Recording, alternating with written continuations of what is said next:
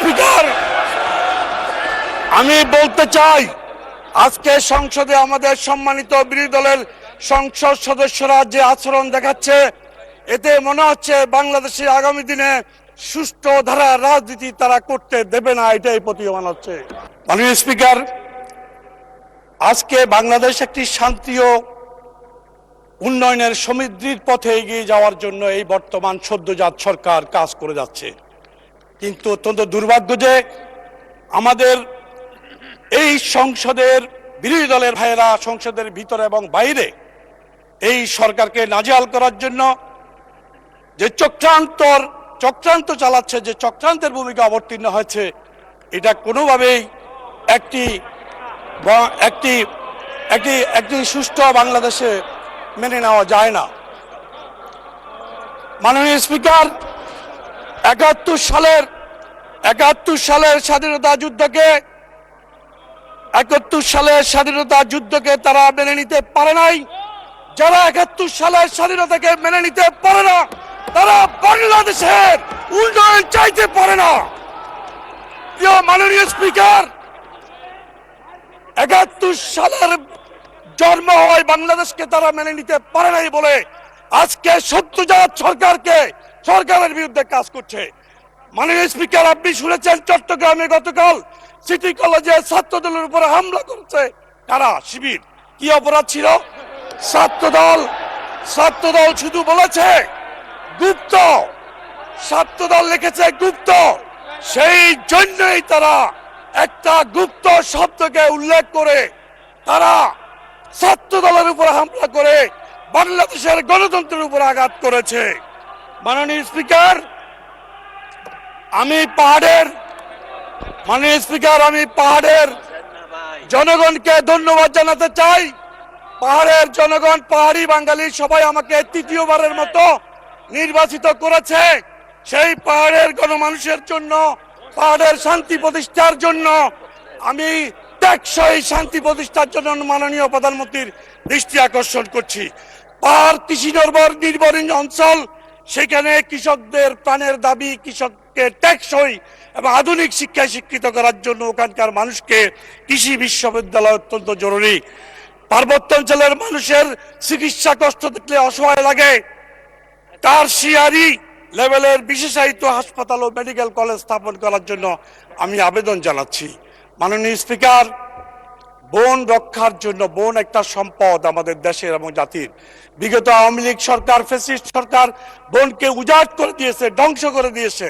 সেই বনকে রক্ষার জন্য মাননীয় স্পিকার, একটি বন গবেষণা অত্যন্ত জরুরি, যা দেশের অর্থনীতিকে সমৃদ্ধ করবে।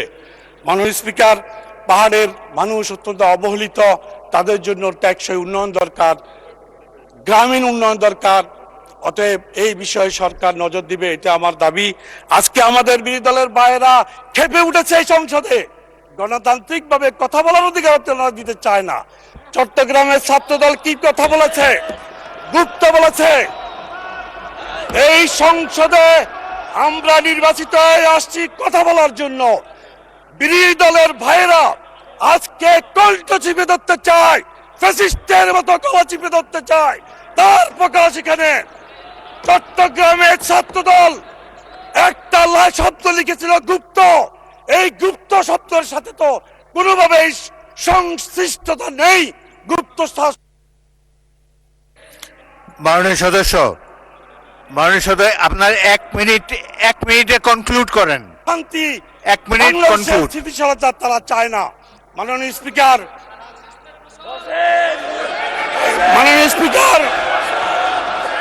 আমি বলতে চাই আজকে সংসদে আমাদের সম্মানিত বিরোধী দলের সংসদ সদস্যরা যে আচরণ দেখাচ্ছে, এতে মনে হচ্ছে বাংলাদেশে আগামী দিনে সুষ্ঠু ধারা রাজনীতি তারা করতে দেবে না, এটাই প্রতীয়মান হচ্ছে। প্রিয় ভাইরা, বিরোধী দলকে আমি এটাও বলে দিতে চাই, আমাদেরকে যারা ভোট দিয়েছে তারা আঙ্গুল চষবে না, বসে থাকবে না, তারা প্রতিবাদ করবে। আমাদের ভোটাররা তাকিয়ে থাকবে না। অতএব আমি তাদেরকে সবিনয় অনুরোধ করব, সরকারকে সাহায্য করুন। ফ্যাসিস্টের মতো, বিভিন্ন দলের মতো বাংলাদেশকে অস্থিতিশীল করা ঠিক হবে না। আপনারা আসুন, আপনারা আসলে আমাদের সাথে বাংলাদেশকে ফ্যাসিস্টের সময় থেকে ভিন্ন সময়ে আমরা বাংলাদেশকে এগিয়ে নিয়ে যাই। কোনোভাবেই যেন অতীতের ধন্যবাদ, ধন্যবাদ মাননীয় সদস্য। মাননীয় সদস্যবৃন্দ, রাজনৈতিক দলের বিভিন্ন মতাদর্শ থাকতে পারে, তাদের কথাবার্তাতে সবটাই পছন্দ হবে এমন কোনো ব্যক্তি নয়, কিন্তু অনুগ্রহ করে শুনুন, আমার কথাটি শুনুন। এখন আপনাদের একজন বক্তাকে আমি দিচ্ছি, উনি যা যা বলেছে প্রয়োজন হলে তারা আপনারা জবাব দিতে পারবেন। বক্তব্যের মাধ্যমে জবাব দেন। একজন বক্তাকে বক্তব্যের সময় অনুগ্রহ করে ডিস্টার্ব করবেন না। এখন বক্তব্য রাখবেন মোহাম্মদ আব্দুল বারী সর্দার। আচ্ছা, মাননীয় বিরোধী দলের নেতা বলেন, কিন্তু এই বক্তব্যের মাধ্যমেই জবাব দিবেন, এটাই আমরা আশা করি। কাউকে ডিস্টার্ব করবেন না, বলুন। না মাননীয় স্পিকার। জি, ধন্যবাদ মাননীয় স্পিকার।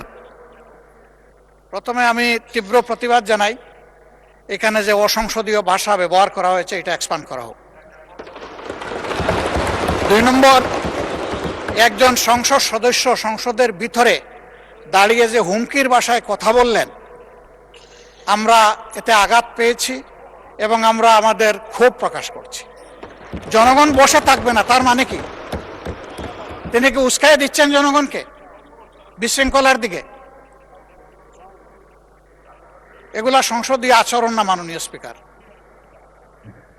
আমরা পরীক্ষা করে দেখব, যদি কোনো অসংসদীয় কোনো ভাষা থাকে সেটা আমরা এক্সপাঞ্জ করব যদি থাকে। আর দ্বিতীয়ত, যেসব বক্তব্য, এটা তো বাংলাদেশের রাজনীতির ভাষা, আমরা চুপ করে থাকবো না। এইগুলো তো শত বছর ধরে বাঙালিরা বলে এসেছে। এগুলা আপনারা বক্তৃতা যখন দেবেন আপনারা এর জবাব দেবেন, কিন্তু বক্তব্য রাখার সময় অনুগ্রহ করে ডিস্টার্ব করবেন না।